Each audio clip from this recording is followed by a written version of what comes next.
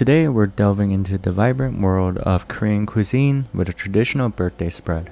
You know, in Korea, birthdays are celebrated with some seriously delicious dishes like seaweed soup, japchae, and of course rice. Fortunately, all these dishes are really easy to make, so let's get into it.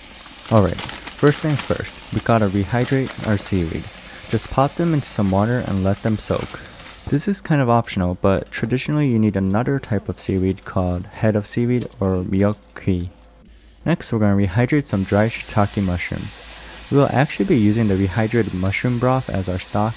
In reality, you don't need to use any stock and can just use plain water to cook your soup, but since I'm utilizing these dried shiitake mushrooms in my japchae, I'm going to just use this mushroom water as my base. Next, rehydrate some glass noodles. These glass noodles are called dangmyeon in Korean and they can be found in most Asian supermarkets. They're usually packed in these bright yellow plastic bags, so it's hard to miss. Finally, get some rice.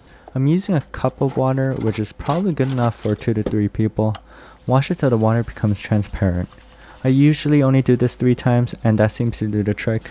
We will also be giving it a final wash later on, so don't sweat it if it isn't fully transparent. Let the rice sit in water for an hour. In fact, up until now, all your ingredients need to soak in water for a good hour. While you're waiting for everything to rehydrate, let's prepare the meat. Usually in seaweed soup, you add some sort of meat. In my case, I'm using a tender cut like top sirloin steak. I wouldn't use something that is super fatty and has a lot of connective tissue. That needs to be broken down during a long cooking process, but seaweed soup is usually done by the time everything is boiling. In any case, cut your lean cut of beef into chunks. After an hour has passed, drain the seaweed and give it a good wash. I would recommend washing it 3 times under water over a strainer. It's as if you're hand washing some clothes. Once everything has been washed, squeeze the seaweed dry and put it back onto the pot. Place the pot over high heat and add 1 tablespoon of sesame oil, 1 tablespoon of olive oil, 1 tablespoon of fish sauce, and 1 tablespoon of soy sauce. You can find this at most Asian grocery stores, but honestly, just use regular soy sauce and that should be fine. Then add some pepper, a knob of minced garlic, and some salt. The salt I'm using is a Korean seasoned salt, but regular salt is fine. Then give everything a good stir over high heat. Frying everything is crucial because it really burns off that rawness from the seaweed. It makes it less fishy. Next, cut the seaweed up into bite-sized chunks. Just a few snips with some scissors does the trick for me. Once all of that is done, add the mushroom water we have made from the dried mushrooms. You can also top up the pot with some regular water. Essentially, add as much water as you want and adjust the seasoning with salt. There's no need for accurate measurements because this soup is pretty easy to make and tastes pretty good no matter how you make it, as long as you adjust the seasoning at the end. Now, let's wash and peel an onion and plop it into the soup. The last ingredient is adding kelp. Get your dried kelp and give it a good rinse at the sink and then place it into your pot.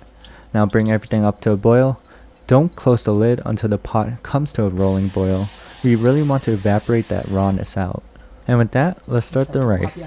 Wash the rice 3 more times and leave an equal part of water in the pot. So if you used 1 cup of rice, leave 1 cup of water in the pot. You can leave a little less water in the pot if you like your rice less clumpy. But yeah, put it over high heat and boil it with the lid open. You're boiling it like this till the water on top evaporates.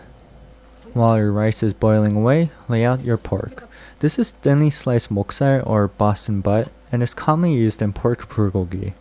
You can also use thinly sliced beef as well. Any tender piece of beef will work. Once laid out, pat the meat juices dry with a kitchen towel. Then slice the pork into bite-sized chunks. Then cut an onion into slivers. You can use the same cutting board as the meat because we'll be frying up everything in the same pan. Slice your dried mushrooms. You can also use fresh mushrooms instead. Any mushrooms are fine, like your regular whole baby bella mushrooms you find at any typical grocery store. Now put your meat and onions into a mixing bowl and add a dash of soy sauce, a teaspoon of sugar, some sesame oil, a sprinkle of ginger, some mirin, and then mix. I forgot to add the oyster sauce, but a dash of oyster sauce and then mix so everything is thoroughly incorporated. Leave your bowl aside and let the meat marinate.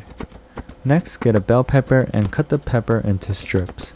This will also be one of the veggies that will be used in the japchae. By now, your rice should have evaporated the water on top and started to foam. Turn the fire to low and cover it with a lid. Let it simmer on low for 5 to 10 minutes and then shut it off. While you're at the stove, your seaweed soup should be boiling away. Give it a good stir and then cover it with a lid as well. Let it simmer. Now let's prepare the rest of your vegetables for your japchae. Cut your carrot into sheets. Then grab those sheets together and chop them into matchsticks. Once that is done, add water to a pan and add a dash of soy sauce, sugar, and place it on a stove and let it come to a boil. Once it comes to a boil, add your glass noodles and cover. You're cooking them till the glass noodles taste ready.